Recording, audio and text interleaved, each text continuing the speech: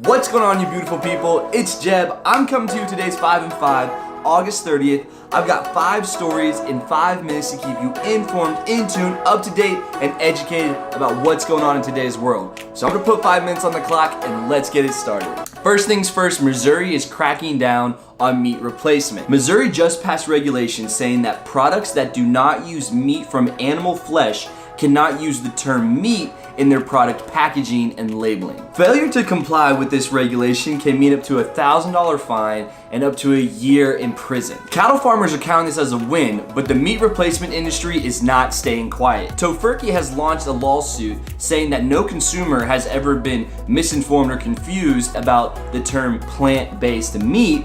And the meat replacement industry brought in over $4.2 billion last year. And it's not just meat that's being cracked down on. The Dairy Pride Act is working to do the same thing that Missouri is doing with meats with milk. Many people are arguing that this regulation makes no sense due to the fact that normal milk sales have been declining by 17% last year, and plant-based milk sales have increased over 100% in the last year. Critics are saying that since consumer preferences are already showing there's a change here, and that there have been little to no complaints about consumers knowing the difference between the two, why implement naming changes? To kick off our business news, autonomous flying tech startup publicly announced $25 million in VC funding. Skyryse's initial mission is to help lower the cost of medical air evacs, which can range from $12,000 to $25,000 depending on the situation. Their autonomous flying tech is being developed to help solve these high cost issues and make medical air evacuations cheaper. As of now though, the company's helicopters do not have any autonomous capability and have to be refueled every 3 hours. In other news, SurveyMonkey has filed for an IPO.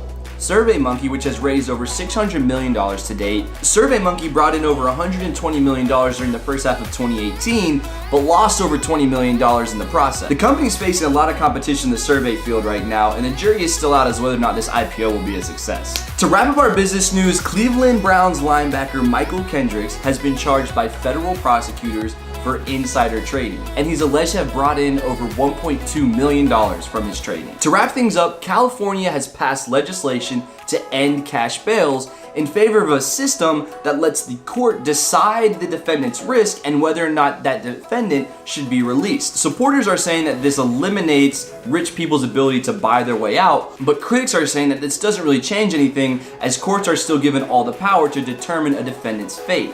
And if the critics aren't happy with the court system, then how does this really solve any issues? That's it for today, guys. Thank you so much for checking in. Once again, it's Jeb with the 5 and 5. Leave a like, comment, subscribe. Let me know what you thought about today's stories, and I'll see you guys tomorrow.